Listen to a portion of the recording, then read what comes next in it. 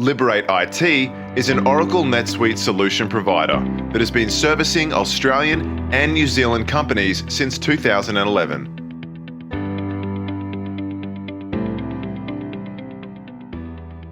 Well, good morning to another Liberate webinar series. I am your host, Andrew Liniger, Relationship Manager for Liberate IT. I have just reflected on with another customer just yesterday. I've been with the business now for about 6 months, and boy, how time goes by quickly, but still feel pretty new with the team here at Liberate IT.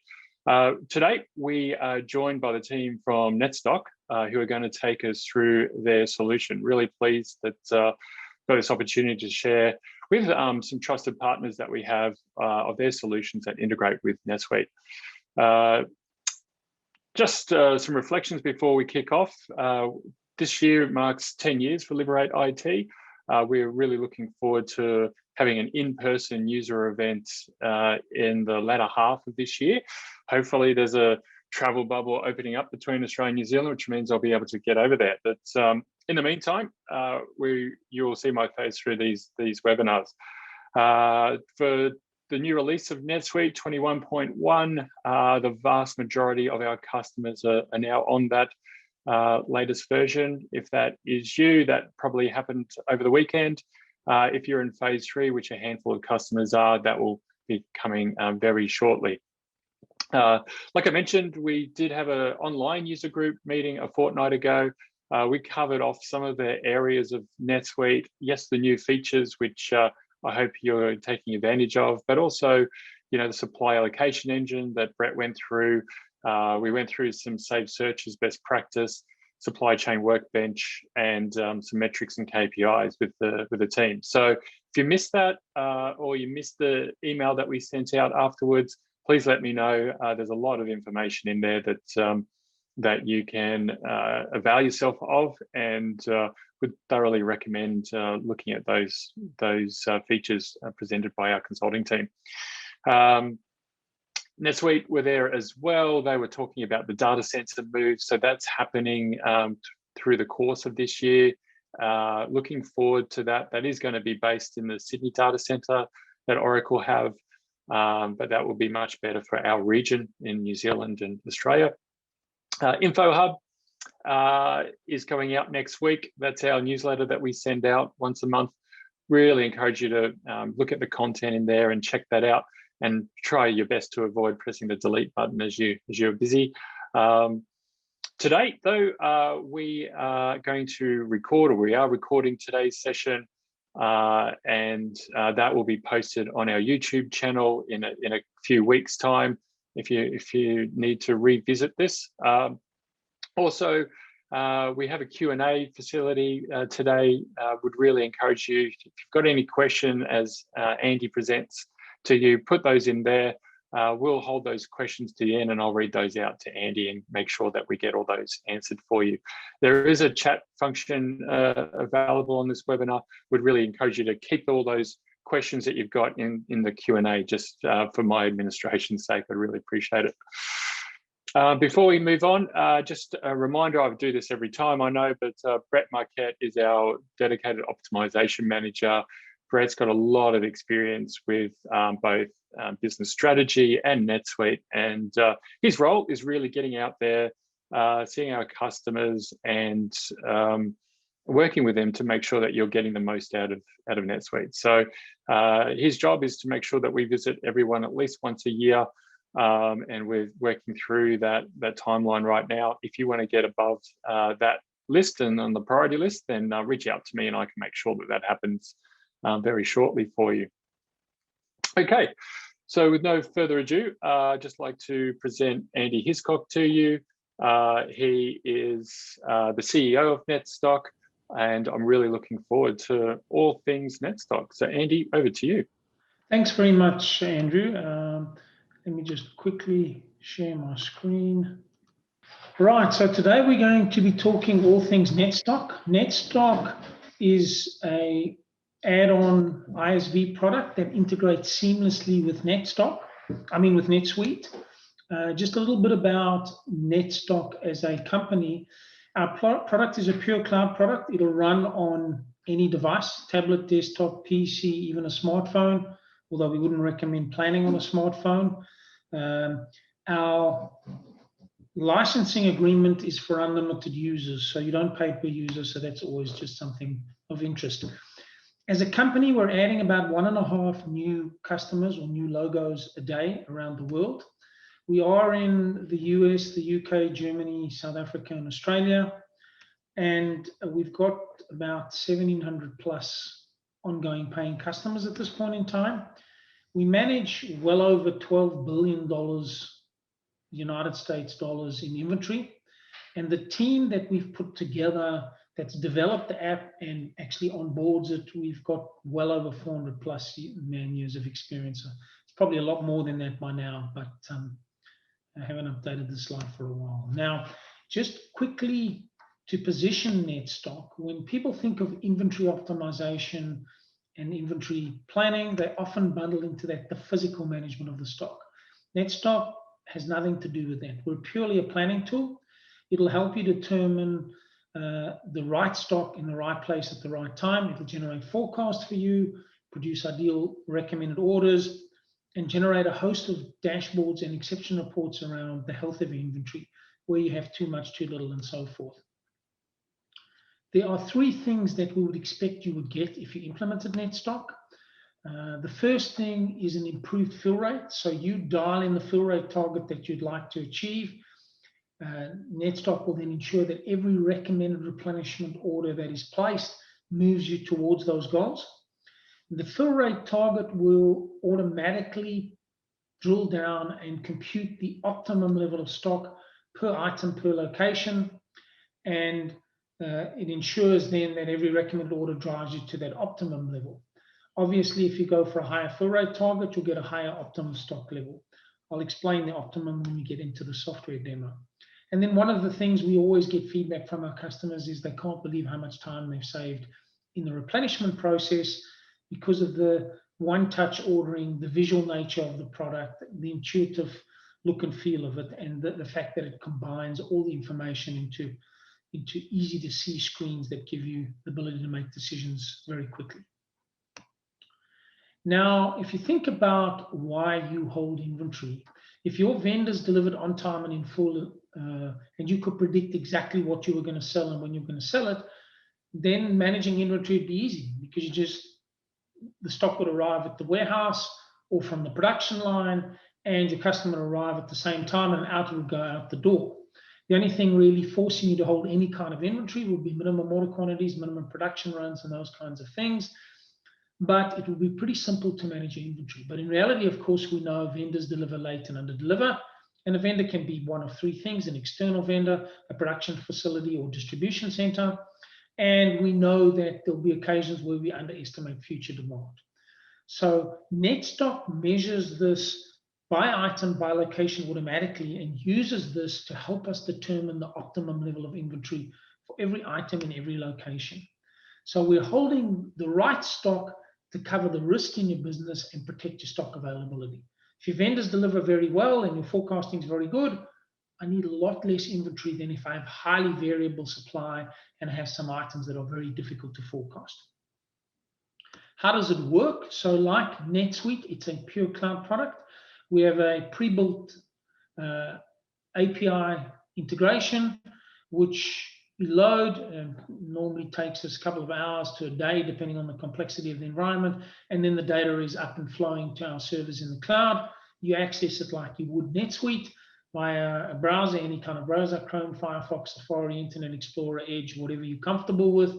And as I said, on whatever device you would like to access it. It normally generates 3 types of transactions for you: a recommended works order, a recommended purchase order, and a recommended transfer that you can review and adjust in Netstock. And then when you're happy with it, you press a button, it goes back to NetSuite and creates those actual transactions in NetSuite that then, of course, might go through a workflow process, etc., for authorization. Now, just quickly, what does Netstock do? I'll show you all of this when we get into the software demo. It generates forecasts by item, by location. There's a whole tournament selection method for doing that. It will monitor every delivery you get from your vendor and from your factory and from your central distribution points. It'll enable you or give you the capability to model a variety of different inventory strategies. It will produce a recommended replenishment plan with dynamic min-max levels based on changes to forecast and fill rate targets and so forth. And you're able to interact with NetStock in a variety of ways. You can adjust forecast both at an item and at a global level and have them blow down to individual products. We'll show you all of this in the software when we get into the software demo. It'll also monitor your performance. We have 6 kind of major KPIs where it's monitoring your actual stock against an ideal model, your excess stock, how much you have above the ideal level, where you've potentially overordered, your fill rate, in other words, your ability to deliver to your customers directly off your shelf, and we'll be monitoring how many items are out of stock. Is that starting to reduce? And the same thing with potential stock outs, items where you're not out of stock yet, but potentially you're going to run out before the lead time or before the next order arrives. We'll also create a whole set of recommended replenishment plans, both for the factory, the distribution center, or just on your external vendors. It will cater for bills and materials and blowing through dependent demand to components from raw material, from finished goods, and it'll create a distribution plan for you of what you need to distribute to your network if you have a central distribution point. So let's go straight into the software at this point. And what we'll do is when we log into the software for the first time, what you'll see, sorry, just let me get rid of some of these things, apologies, is a dashboard when you log in for the first time. And that dashboard will relate to whatever environment you may have in terms of location. So if you have a number of branches, there'll be a dashboard for every branch. If you have a central distribution center, then you will obviously see that. And then we can create alternative views of information, such as a national view, which will be a sum total of all of that. So what we'll do before diving through into the dashboards is we'll just click on an individual product so that we can understand what is in NetStock, what NetStock creates, and what NetStock gets out of NetSuite. So out of NetSuite, we'll get all the basic standard information: the cost, the selling price, the volume, the weight, the physical stock, who the preferred vendor is, the groupings, the purchase orders, the historical sales, etc. So all of this information I'm seeing at an item level. If we connect to your NetSuite environment, you'll be able to see for every item at every location the next day, because it only takes us a while to set up an integration, and then the data is flowing through automatically. Now, what NetStock does for us, and I'll take you through 4 of the main elements. Firstly, it creates a forecast for us. It also monitors the supply side. It'll create some ideal min-max levels or reorder points and order up to points based on some policies you've input, and then it'll actually create a recommended replenishment plan. I'm going to describe this all at an item level so we understand it. We'll quickly flick through some anomalies in terms of when you run out of stock, if you have a one-off project hit that you want to remove from the history, and all of those kinds of things. And once we understand the item, then I'll just try and raise this up a little. We'll look at some dashboards and some ordering and some overall forecast adjustment. So what the software does is creates a forecast for us for each and every single item. This blue line is an indicator of what we've sold to date, and whatever history you have will get down. Generally, we cut the history at 5 years, but we can keep up to 20 years if you want. Generally, it's 5 years because what happened more than 5 years ago generally doesn't bear much relevance to what's happening in today's world. So the software creates a forecast for us, has a variety of algorithms: Box-Jenkins, weighted average, binomial distribution,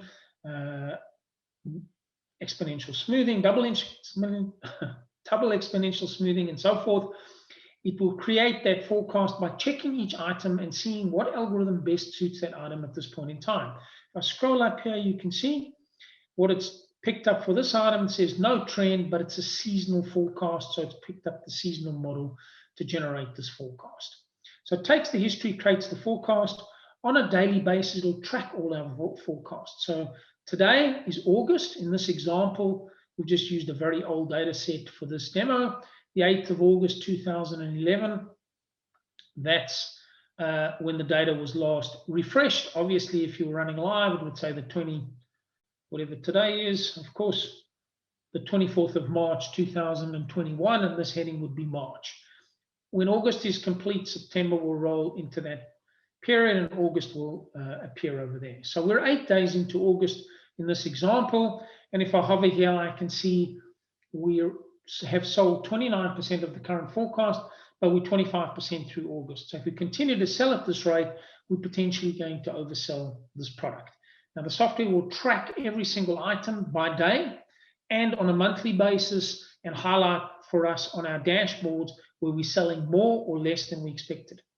Now, any forecast the system creates for us, you can adjust at an item, at a company, at a group level. So you can select any periods, put in any number that you like, and as you make the change, you'll see it graphically represented there. The computer forecast will remain in the background to keep track of the difference between how well the computer forecasted and how well our adjustments, or have our adjustments actually improved the forecast. And it'll just keep track in the background. But of course, in terms of the replenishment, it'll use the last change that you've made.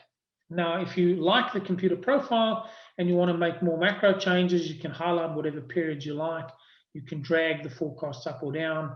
You can add on top of the forecast and so forth. So if I just make that change and apply it, then the system will keep a record of the changes that we've made so far. They'll highlight them in red, and now the computer will not adjust those anymore. Those are now frozen. Those are your forecast. It'll continue to track them. And when we get to the dashboard, it'll highlight for you where you've made changes and you're not tracking very well anymore. And you might then wish to unfreeze those changes. Now we can see, of course, that our daily selling rate pretty much matches what the forecast is. So if we continue to sell at this rate, we're pretty much going to sell 583 by the end of the month. You can capture comments about why you did it. Every single transaction, every change in the system is automatically recorded. So we have logs, and then of course the comments are so that we can communicate that with other people who might click in and look at the product. So now we have a forecast. I won't cover this into too much detail because there's a lot in the product that I still want to show you, but we'll keep track of all the forecast history. It will measure the performance per month. The reds you can see are under forecast and the darker colors are over forecast. So it'll do this automatically by each item, and from that it'll distill that concept that I talked about, the inventory risk, and it will use this risk to help compute the ideal level of safety stock you need to cover the risk.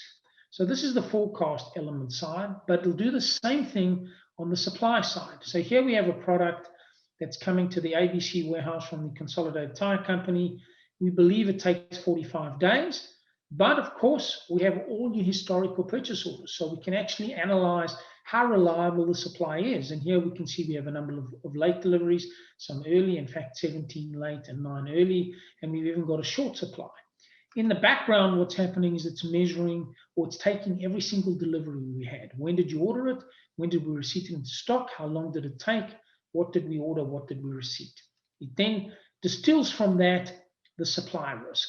And you can see here in this case, it looks like the vendor is delivering a lot later than we think. So it says, I need to add a minimum of 10 days into my safety stock.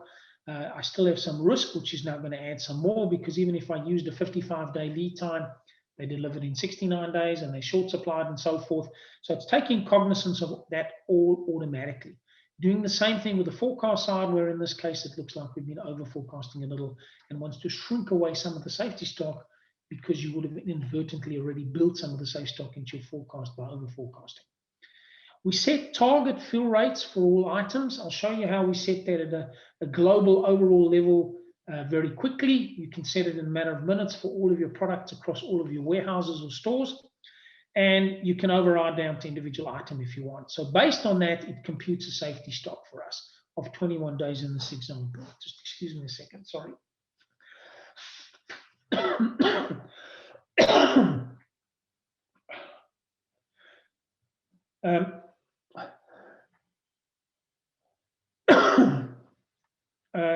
Now, what I'll do is I'll just quickly go to the dashboard, pick up an alternative item where we can see same target fill rate. So what we're saying is 98% of the time when the customer arrives at the ABC warehouse I want to be able to supply them directly off the shelf. And here you can see the amount of safety stock is almost treble the previous. When you look at the raw data, it becomes obvious. This vendor we think delivers in 90 days, but you can actually see the deliveries have progressively got worse.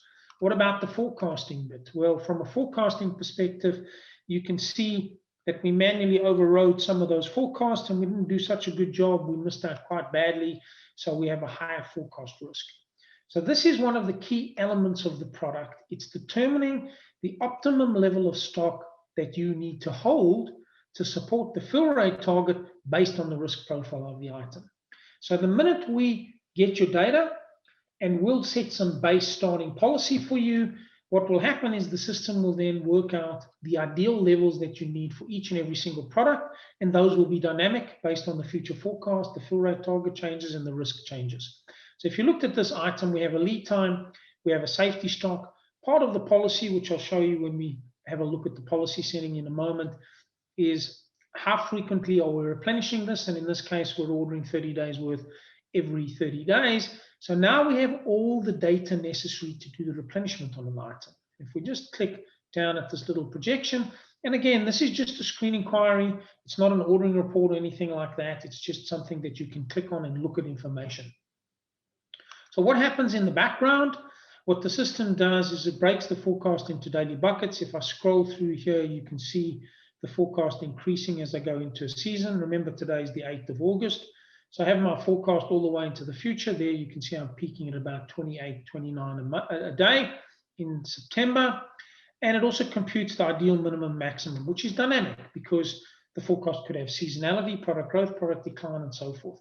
So it creates this minimum maximum level. It also computes the predicted opening stock by looking at the physical stock, any back orders, any allocations, and works out the opening stock at that point in time and then simulates it into the future. Here you can see we have an order of 196 arriving, which is going to increase the stock. If you just clicked on the purchase orders, you'd be able to see 196 coming from the Consolidated Tire Company arriving on the 1st of September.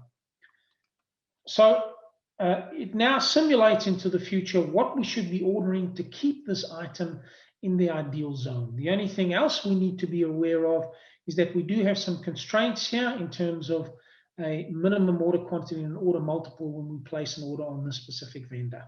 So what now happens is we get this little graphic showing us this is where we currently are. We sell some stock, an order arrives, I sell some more, the next order arrives, and then the system kicks in and gives me a plan by month for the next 12 months in this example. It could be by week, it could be by day, depending on how we've set it up for specific products, and I'll show you that all in a moment. You can see the orders are nice and rounded, but that's because of the constraint of 50. The 300 is irrelevant, and you can also see it increasing as it goes into the season and coming down, but not very much because there's not a high degree of seasonality. So now what it is established is the ideal profile of inventory for this product. And it evaluates this product and says, you know what, it looks like you've over-ordered this product to the tune of 116 units. You're not going to cancel or delay that order because within a short time, you'll be back inside the ideal zone. So every product gets these profiles based on the forecast that's created, based on their risk, based on the target fill rate that you've gone for. If we just quickly flick back to this product, you'll see one here where we're not holding enough. And here you can see we should really be at this level, but we're actually down here. In fact, we're going to run out of stock for a while. And in fact, we could run out again. We seem to have enough on order, but it's all arriving too late. So every item gets these ideal profiles. And now we can quickly go and have a look at the dashboard. But just before we look at the dashboard, we'll just quickly look at a couple of other scenarios that are relevant in terms of an item level information. So the software will also record the days of stock for us, the days we've been out of stock. And it'll also, if we wanted to, compute the real or predicted sales we could have made if we weren't out of stock. So here, for example, you can see in that month of July, we sold 768, but in reality, we could have sold 1,511. So when the system creates its forecast, it uses that number to generate the future forecast because it's computed that potentially you've lost sales by being out of stock. And that's all part of the configuration. Same thing here. We have a project environment where they would like us to exclude sales history that doesn't fit with the rest of the profile. And there you can see, obviously, that doesn't fit with how we've been selling this product. And if we look at that point, we can see it's using 2496 to help generate the forecast into the future, as opposed to the 7734, which we actually sold. Now, of course, we do cater for more than one type of demand stream. So if we have a look, we could have a production environment, we could have a distribution environment. And what I'm doing now is just clicking on an individual product that actually has both. So here we have a central store, and this store distributes to these locations for this specific product. So this is the one product that comes from the central store. Not everything has to come from the central store, but in this case it does. And what we have here, when we look at it, we can see we have a dual demand stream. We have a sales forecast as well as a distribution forecast. Now, I won't go into that into too much detail, but it will go to every location, look at their stock, the time to transfer stock to them, their forecast, their policy, the inventory, a lead time that's been set to deliver to them, and so forth, and work out what we should be shipping to them by day over the next 365 days on a rolling basis. And if you just clicked on this, you can sort of see here are the demands and when they need to be shipped to those specific locations. Obviously, there's a detailed report that shows you all of this that you can actually interact with. So at this level, we have two demand streams. What are we selling directly from the central store, and what are we shipping to our stores? This happens to also be a manufactured product. So it's part of a bill of materials, and these are all the components that fit into the bill of materials. Now, if I click on the glue, say, for example, which is one of the raw materials that goes into the manufacture of this product, and we have a look at this, we can see that this product actually has no demand. Somebody has put in a forecast for it, but generally, if there was no demand, there would be no forecast. So all of its demand on this example comes from the dependent demand blown through the bill of materials. So these are all the finished goods that consume this glue. And here we can see, I'll just click on this, sorry, we can see 23006, which is a finished product. It's predicted to consume on the 28th of August 47.4 grams of glue based on the ratio of glue and what we need to manufacture of the finished product. So it works that out for all of the items into the future by day, and that's where I get my total demand stream into the future of expected consumption of this product based on bill of material dependent demand. So now we understand that we have all these different demand streams. Let's quickly now go and tap onto the dashboard. What the dashboard is all about a picture where we're monitoring your performance over the last 13 days, the last 13 weeks, or the last 13 months. Now, if we just have a look in weeks, for example, we can see once we've implemented the product, we've trained you, we set the policy with you, everybody's happy with the information, we take a snapshot of where you are. And in this case, the snapshot here was 10.8 million, and they were getting 80% fill rate, because the system will compute the fill rate for us as well. So they were getting 80% fill rate, and they were holding 10.8 million in stock. They set some policy. They wanted to achieve 96.35. Why it's to second digits is because that's a summarized view across a whole group of products, and I'll show you how that all works. And that's the target they've set, and based on that target, we actually only need to hold 5 million. Why only 5 million? Because we're keeping stock for the need for holding it, for covering risk. So those items where we're forecasting really well and the supplier is delivering pretty well, we don't need to hold nearly as much safety stock as another one. So for example, if we were holding 4 weeks of safety stock on a product, but we only needed 2, I'm actually holding 100% more than I need. And if I need 6 weeks and I'm holding 4, then I'm constantly stocking out. So by balancing it scientifically based on risk and fill rate targets, we're able to get a lower level of inventory and a higher fill rate target. Now we can track our performance. So every single day when we recommend orders, all orders that have been generated try to drive us down to this model. And we can see we've gone from 10.8 to 8.7 in about 13 weeks. We've also gone from 80% fill rate up to about close to 88. And we're heading towards these targets we've set ourselves. Why would we achieve the targets? Well, it highlights for us, firstly, the excess stock items. And here you can see when we started, we had quite a bit of excess. Over time, we've managed to work on and reduce that. but we still have quite a bit of excess left, and that's why we haven't been able to get down to the 5 million yet. It highlights for me how many items are in excess. It'll show you the worst 5 offenders. Like before, as I showed you with any item, you can click on it. If you want a full list of all excess stock items, you can click and have those available in descending order. If you want to download them into CSV files, you can. It'll give you a lot of information on those reports. So wherever I click on a number anywhere in the system, I'm able to get a full list of information. So highlighting where we've got excess stock and which ones we need to focus on trying to reduce the excess. Also where we've potentially over-ordered, because these are products that when they arrive are going to create excess and again prevent us from achieving our goal. It'll also highlight for us where we're selling less than we expected. So these are all the over forecast items, because over forecasting will lead to overbuying and so forth. So if we just sort of click on one of these items, we'll be able to see quite quickly that how we've been selling this product. So it looks like we've went from 946 to 21, is about 1100 increase over the year, and the forecast is for another 1000 increase for the next year. So it seems reasonable, but we're not tracking that well at the moment. So someone should look at this and say, is this forecast still okay, or do we need to manually adjust it? And of course, we're only interested in looking at those that have the biggest impact. So you can see the value impact drops, and probably if you looked at the top 20, you'd be dealing with the bulk of the value impact on the inventory. So that top section is all about inventory. This bottom section is all about your service to your customers. So again, where am I selling more than I expected? Potential for running out of stock. Where am I currently out of stock? So these ones we need to expedite. They'll come up for emergency ordering. These are ones where we obviously have fallen in a hole and we want to try and resolve the problem as quickly as possible. But we're always tracking, are we improving? And then again, where are we likely to run out of stock before the next order arrives or before the lead time? So these are the potential stockouts not yet quite out of stock.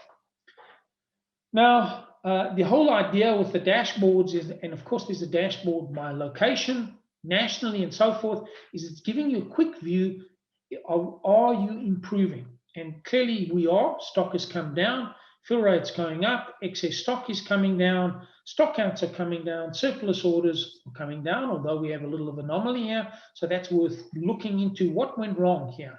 You know, we've been getting it under control. Now it seems like we've overbought again. And the potential stockouts seem to be under quite good control at the moment. There are other things on the dashboard, like any of your new products, a quick overall view of the health of your inventory, and then there's a whole set of dashboards behind this about your data purity. Do you have negative stock? Are you missing items without any vendors or costs and so forth?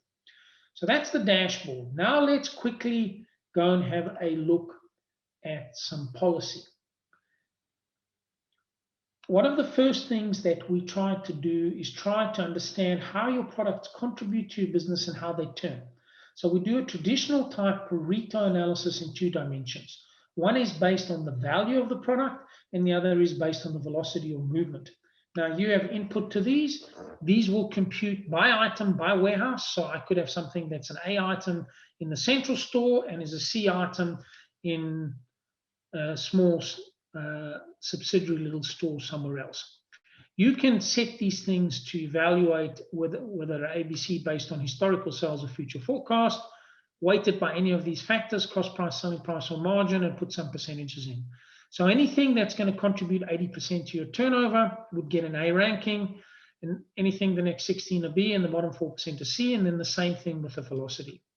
When we now click on this little grid here, we can see that what it does is it categorizes your products into all of these categories. So across the top, on my A items accounting for 80% of my turnover, down here, my fastest movers accounting for 80% of my volume. That intersection of those 140 products, which we have 2.6 million in stock, and we've got about 1.5 million of sales a month, are clearly my most important products. We can see what fill rate we're currently getting and what our target is. Obviously, if you want the list, just click. You can get the list again, and if we click on it just quickly, we can see there, we get a quick view. Okay means they're perfectly balanced. That one's out of stock. This one is stocked out. Here we've overordered a little bit. So you just get a quick view. but you actually get a bigger view later on as well. Now, the idea is that each of these little products, each of the items that fall in these categories have some unique characteristics. So if you look here, these products are only in the bottom 4% of turnover, but they're in the top 80% of unit movement. So they're moving really quickly, but they're not contributing much to the sales, because you can see you're only selling $12,000 a month or so. Whereas here I'm doing 1.5 million. So the idea now is we can set some policy based on these blocks. These products, why don't we order 90 days worth or 120 days worth of stock? Because 90 days is $36,000. 1 week of stock here is $325,000, nearly 10 times as much as 3 months stock. So here we can order larger days because it's not inflating our inventory. We can target the very highest level of fill rate because it's not expensive to invest in these. And consequently, we'll never run out of stock. We won't inflate our inventory, and we'll order them infrequently. So we don't have to worry about these. They're always going to be in stock. They're not going to inflate our inventory, and our customers are always happy. These ones will have a different strategy. We'd love 99.99 fill rate. We can tap that in and model it if we want, but maybe we can't afford that because we're currently only getting 87. So we can model a different target strategy and see where we go. And I'll show you that in a moment. Now, if we just quickly have a view, what about these products? These are our, what we call red zone products. They're not moving or contributing. And you can see how many items they have in that category. Also, the value of the stock is pretty high. And in terms of demand, well, all the action out of the 5,000 SKUs in this environment account for probably 90%, maybe even more of the turnover. So the idea here is that you set the policy accordingly. You know, these ones we're going to order 90 days worth and target 99.99% fill rate. These ones I want to try and order every week if I can, and I'm going to target 98 as a starting point and so forth. So you put in whatever policy you want. You also have the capability, which I won't show you today, to override and set some unique policy things for specific groups of items, specific vendors, etc. But this sets the base policy for every product at this location. And as items move, if they sell more, they'll move up the categories. If they sell less, they'll start to move down. It's all automated. And you can then, of course, adjust and play with this policy as you like. Once you've set that policy, you apply it and you get a policy output. Now, I won't spend too much time on this because we still have a few things to cover, but essentially here you can see what is the outcome of the policy set. Currently, we've got 4.3 million in stock, but we only need 3.6 million for my A items here. And I'm getting 87% fill rate, and I should get 96. So it tells me that the model policy I've said is good. If I replenish to this, we'll go in the right direction. Stock will come down and fill rate will go up. But I can also get a quick view of the health. So 146 products, you can see they're almost bang on in line with the ideal model. They're a little bit below the target fill rate because some of these items are outside their ideal zone at the moment. Oh, sorry, were outside the ideal zone, but now they're in the ideal zone, and they very quickly will pick up to that fill rate, and they'll come up for normal reorder. What about these items? These ones are my most important products. I'm getting an extremely low fill rate. I could be losing close to $500,000 of sales because I'm out of stock of these. These are going to come up for emergency ordering, as will the potential stockouts. The surplus orders, you can see I'm holding double what I need, and the excess stock, I'm holding 5 times what I need, will not come up for reorder. They'll merely appear on my dashboard. So every single item in a matter of minutes now can get a safe stock, a lead time, a cycle. We've created a forecast, so now we can go and do the ordering. But just before we go to ordering, we'll quickly click on the ability to adjust and play with forecast at a top level. You can filter pretty much any way you like. So you can filter for your A's, your highs, items in excess, any product grouping you've got, and so on and so forth. So you can filter in any way you like. You can also view this because what I'm looking at here is my sales figures at cost price, but maybe I want units or margin or selling price. 5,000 SKUs recomputes on the fly. You can see it doesn't take very long. So here is my sales. Here is my future forecast. Now I can make any adjustment I like. So if I come along and say I'd like to lift up the demand over that period by 13%, I can model that change. You'll immediately see what the change in dollars is from 5.1 to 5.6. There we went up 700,000. And you can see it graphically. If I click apply, it's going to warn me because I'm obviously adjusting a group of forecasts up simultaneously by 13% over those periods. So you have all of those capabilities. Now, once you're happy with the forecast, you've set your policy, of course, we can go and do some ordering. So if I click on the ordering schedule now, what will happen is it will bring up all your vendors. And in this case, it's all the external vendors, but we have exactly the same scenario here where we may be having a production environment or we may have a number of branches. So when we click on this, in this case here, you can see it's bringing up the production line and what we need to manufacture today. I can also look forward and say, what do I need to manufacture for the next 7 days? And you can see it's added 3 products to that. Now that's at the central store, but I could go to a small branch if I wanted. And in this case, the branch doesn't get anything from external vendors. Of course, it could do, but it doesn't in this example. It gets everything from the main warehouse. So when I create the replenishment for this one, I'm actually creating the transfers. So let's quickly just go back then to this level here. So what I now have are all my recommended orders I need to place. You can see here, this look forward, as I said, helps us determine how far into the future we want to order. So by setting it to 1, it means I only want to order stuff that I need today, stuff that's at its reorder point or below its order point today.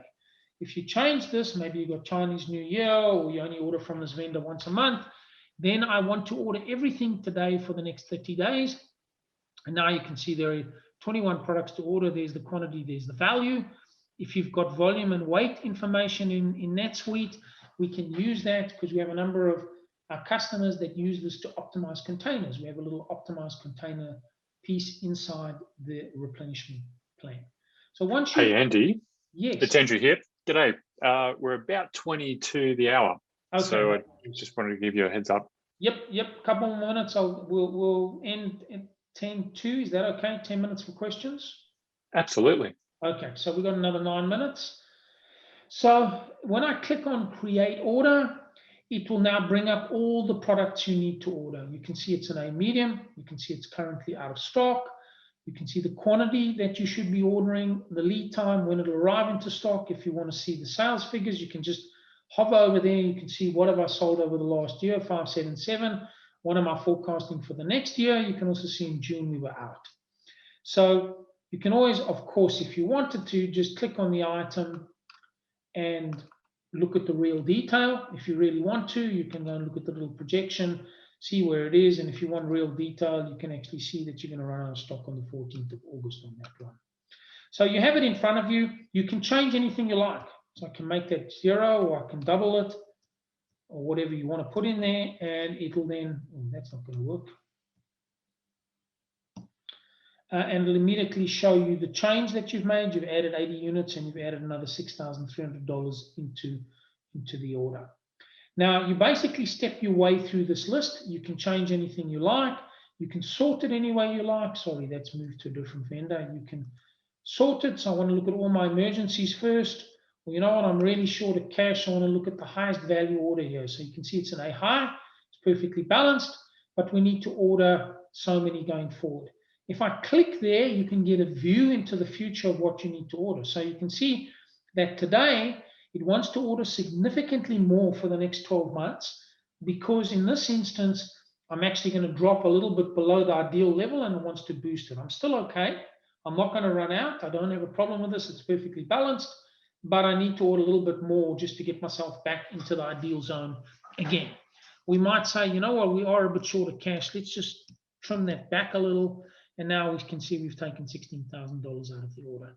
So you basically work your way through this list. You can pick up any anomalies there. You can see somebody manually overrode the forecast. That's why it's got the frozen flag. Obviously, the sales and that don't match. And you can clearly see it just by looking at it.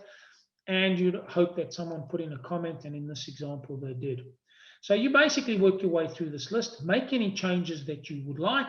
When you've finished, you click download, it creates a file that automatically goes back into NetSuite and creates the actual purchase order.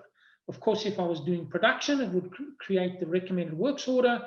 And if it was a transfer to a location, it would be creating the actual transfers.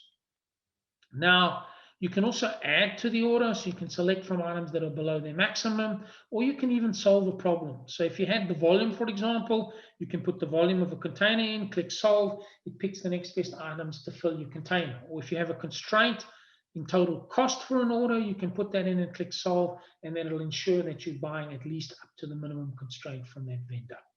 So you have all of those capabilities in terms of the ordering. And I've shown you some of the main things now. We haven't covered supplier performance or projections.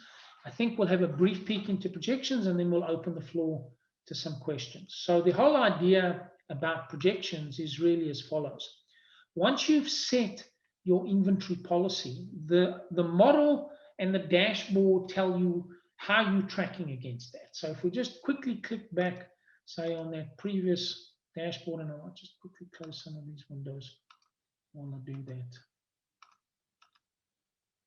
There we go.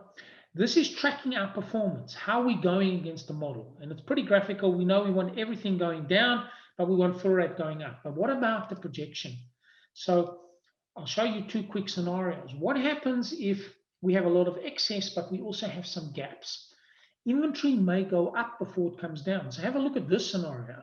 If we were hoping to get stock down, we're going to be sadly disappointed here. We're starting at 26.5 million. In fact, we're going to peak at 47 million. So we're going to be adding $21 million in stock here. So if we were expecting to get stock down, this doesn't look very good at all. In fact, after 12 months, we're going to be higher than where we started. But let's examine why that is in this example. Well, here, firstly, you can see we're at 80% fill rate, and we're targeting 96. In fact, we're going to head up to about 97 at some point, because we have some that are higher and they're going to drop down, and then some others that we have to fill the gaps. So maybe we can't afford that. Maybe we got too much excess stock. So maybe we have to tone this back and go for 85% or maybe 82%. It's still higher than where we are. So that's the first thing. And what about this?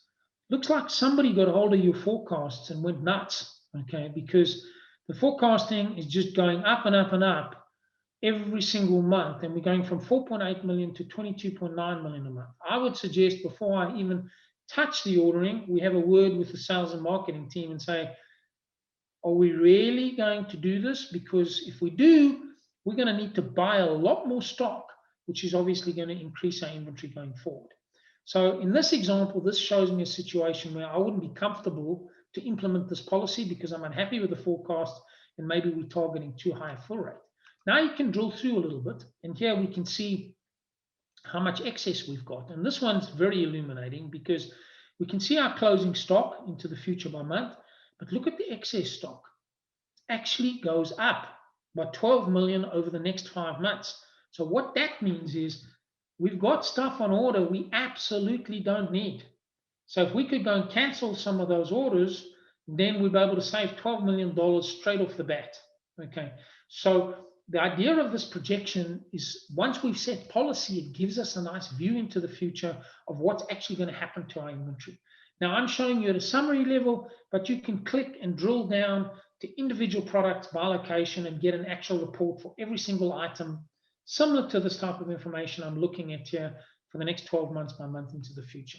So if we just had a quick look at one last thing, here, for example, we can see this was the dashboard where we started at 10.8. We've come down to 8.7. We started at 80%. We got up to 87. But let's have a look at the projection. And this looks really good. We're going to continue our inventory reduction, get another 20% out of stock, and our fill rate is going to improve up to 96. So that's looking really good. Why does it take so long? Well, they have some very long lead time. So consequently, it's going to take a while to fix that problem. You can see my stock turns are improving. I am going to sell a bit more. And obviously, if I sell a bit more, I'm going to need to buy a bit more. You can see what you currently have on order and expecting to receipt, and what you need to receipt over and above that. And of course, this is in dollars, but I could get it in cubics. I could get it in units. I could get it in pallets if I wanted to have a look at space in my warehouse and things like that. All right, I think that's probably enough for today. I've probably overwhelmed everybody with the pace a little. More than happy to answer some questions now. Thanks, Andy. I think you warned me this is normally an hour and a half, and you've managed to squeeze it into 45 minutes. So thank you for doing that. I really appreciate it. I'm big fan of data driving decision making in business, and I think you've got a nice balance here between that data to make those decisions and the visualization of it as well. I find sometimes table after table after table of data, you can just start getting a little bit lost. So having these charts is really helpful. I found also last 12 months in talking to customers, you know, traditionally I've always thought about demand planning and projection around matching your demand from customers, but you've shown here, especially early on, that supplier performance is pretty key, and being able to measure that, which is great. You know, are they delivering in full and on time? So you had some nice charts there to represent that. So I really appreciate you going through all that. I had a couple of questions, but you answered them, particularly one around purchase orders. And do you do those in NetStock or in NetSuite? But you show that they flow through to NetSuite to generate the POs, if I have that correct. Is that right? Exactly right, yes. Yeah, great. Awesome. Well, we've got a couple of questions that have come in, Andy, that I'll get you. And I've got one that goes really complex, really early. So the question is twofold. Does NetStock support advanced bill of materials in NetSuite by location? Absolutely. Yeah. So okay. Whatever you set up in NetSuite will flow through directly into NetStock. You can have different BOMs for different locations, and you can create different works orders or manufacturing plans by location. Okay, great. And the second question is around inventory status for stock holdings. I'm not sure what that means. So I see, I just had a brief look at the questions, because there's another one there as well. Yeah. In NetStock, as I said here, we have this grid of ABC, high, medium, low, but there are two other types of classifications. One called non-stocked. So those are like indent products that you only buy against custom order, or it's products you're trying to phase out of. These products do not get reordered based on forecast. They only get reordered based on a custom order exceeding the physical stock. So if we just clicked on that as a quick example, let's find one that's actually selling quite quickly. So this one here, if we look at the demand, you can see there's quite a bit of demand, but they've deemed that this should be a non-stock product, which of course we can get as an indicator out of NetSuite, or we can maintain it in NetStock itself. It depends on how you want to operate. And when we look here and we look at the projection, you can see that it's not generating any recommended orders at all, because essentially what it's doing is it's saying, how much stock do I have? What custom orders do I have? Do I have any allocation? If that number becomes 0 or negative, then it will generate an order to cover that. So it's not covering it because it's non-stock. We also have this other category here called obsolete, where those products will never come up for reorder no matter what, because they're things that we're phasing out of. So think of Repco, where they used to have asbestos in their bearings. If somebody wants an asbestos bearing, sorry, you can't have it because it's illegal. So we're phasing that out. Doesn't matter if there's a custom order for it.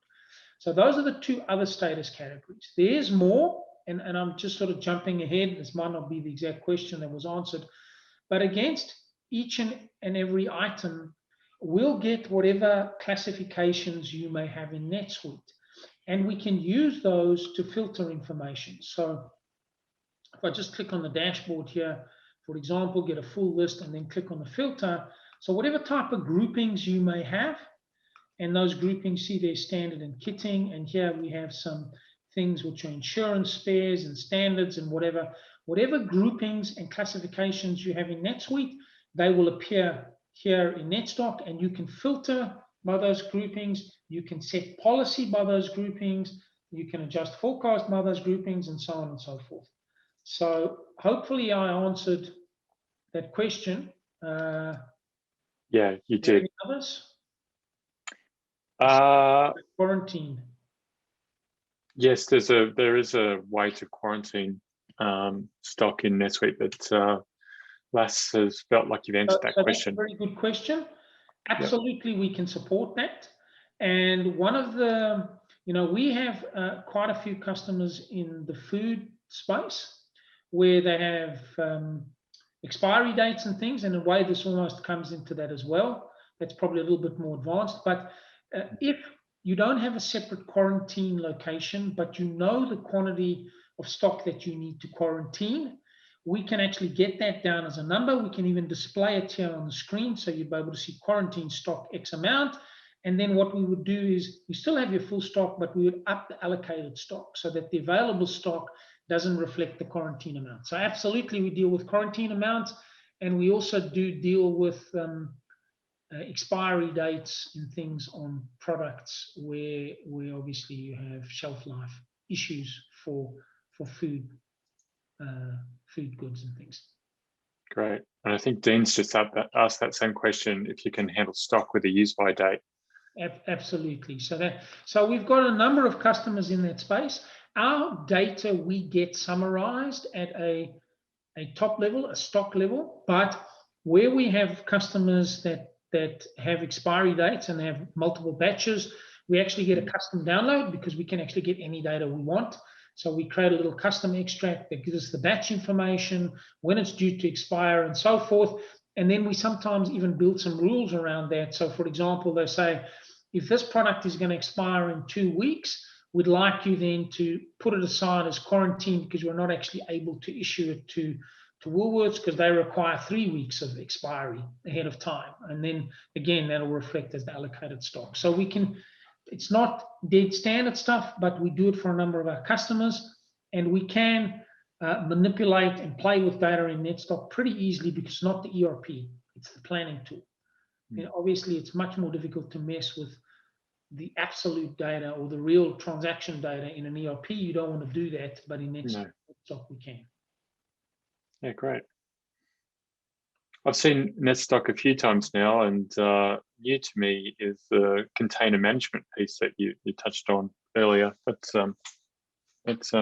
can be quite a cool tool to optimize delivery of your products.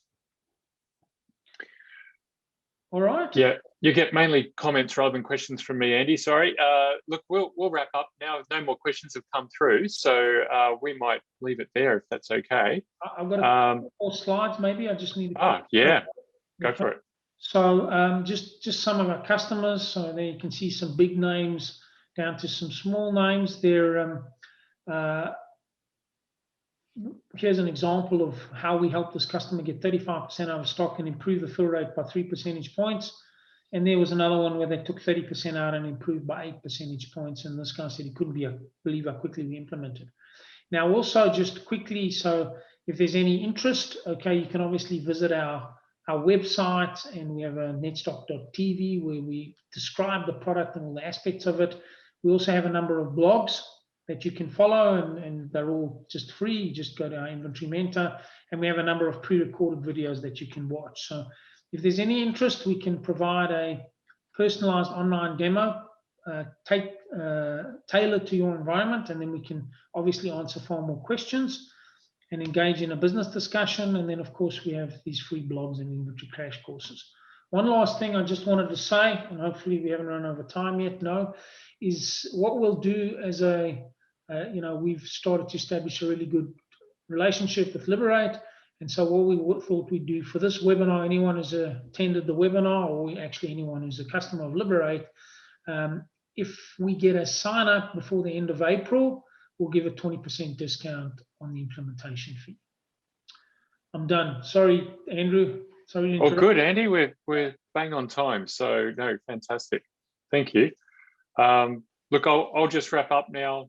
Big thanks to Andy and Brad who've helped out with the session today. Looks like a great offer there at the end as well. So if you've got any questions or would like to get in touch with anyone from NetStock, Brad Wood is your man, and that's his email address here.